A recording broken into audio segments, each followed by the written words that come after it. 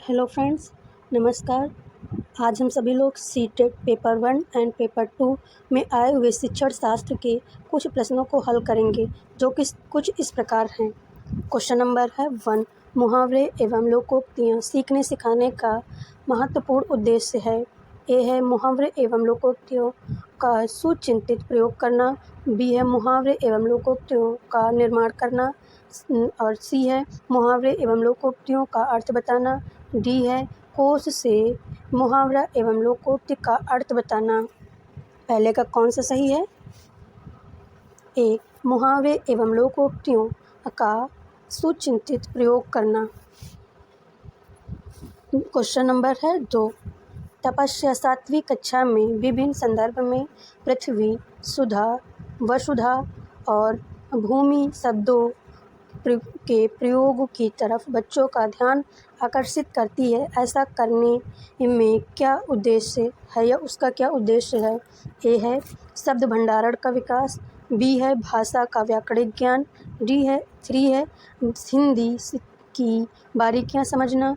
और डी है पर्यायवाची शब्दों की परिभाषा देना। जो का कौन सा सही है? ए, शब्द भंडार का विकास करना। क्वेश्चन नंबर है 3, जो क्या बता रहा है कि लेखन कुशलता का विकास करने में सबसे कम महत्वपूर्ण है। ए है आंखों देखी घटनाओं का लिखना। बी है प्रतिलिपि।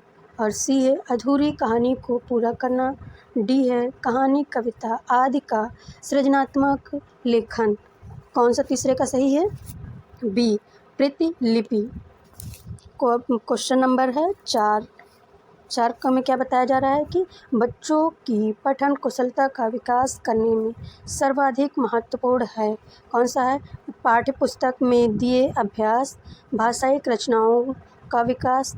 और सी है अर्थ की अपेक्षा उच्चारण शुद्धता पर विशेष ध्यान। डी है विभिन्न संदर्भों से जुड़ी सामग्री। 4 का कौन सा सही है? डी, विभिन्न संदर्भों से जुड़ी सामग्री। क्वेश्चन नंबर है 5 क्या बता रहा है कि साहित्य की किस विधा के शिक्षण में सस्वर पाठन सर्वाधिक अपेक्षित है?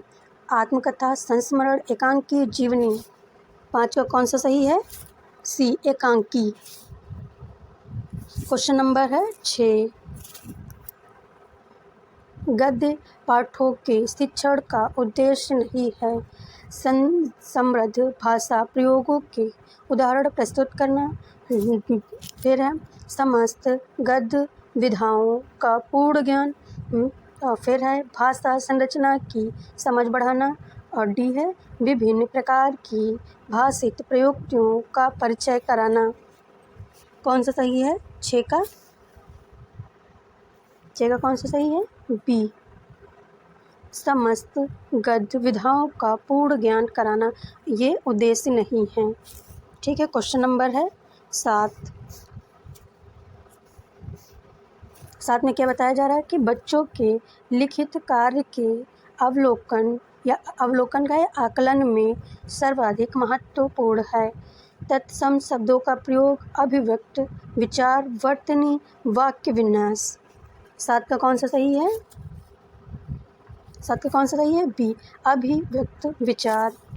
क्वेश्चन नंबर है 8 में क्या बताया जा रहा है कि भाषा में आकलन संभव है केवल गतिविधि द्वारा, सीखने सिखाने की प्रक्रिया के दौरान, अवलोकन द्वारा, केवल परीक्षा के द्वारा, केवल परियोजना कार्य द्वारा। 8 का कौन सा सही है? 8 का सही है बी, सीखने सिखाने की प्रक्रिया के दौरान, अवलोकन।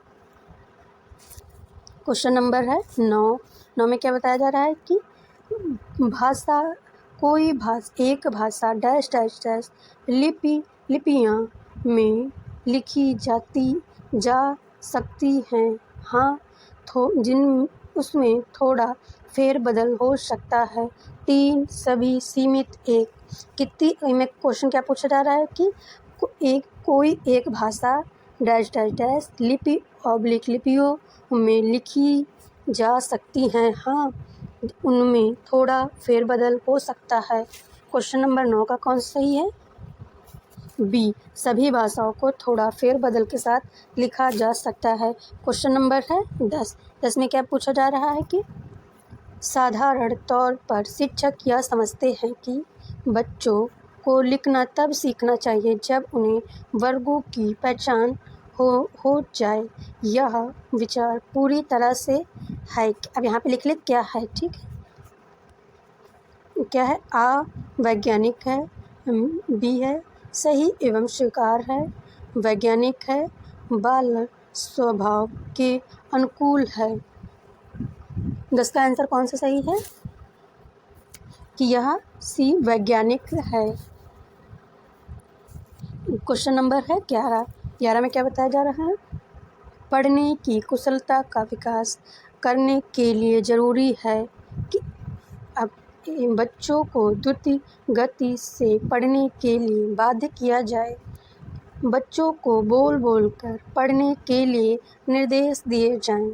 बच्चों को सार्थक या शब्दांश जानने के लिए बाध्य किया जाए। और डी है, सी में क्या बताया गया है कि बच्चों को शब्दार्थ जानने के लिए बाध्य किया जाए। और डी में क्या बताया गया है कि बच्चों की विविध प्रकार की विषय सामग्री उपलब्ध कराई जाए। 11 का कौन सा सही है? डी, बच्चों को विविध प्रकार की विषय सामग्री उपलब्ध कराई जाए। क्वेश्चन नंबर है 12 में क्या पूछा जा रहा है कि पाठ्य वस्तु का भावपूर्ण पठन, अब आगे लिख लें क्या है, ठीक है। केवल कविताओं पर ही लागू होता है। पठन एक मात्र आदर्श रूप है। पठन की पहली एवं अनिवार्य शर्त है। और डी है, अर्थ को समझने में मदद करता है। 12 का कौन सा सही है? कौन सा सही? 12 का डी, अर्थ को समझने में मदद करता है।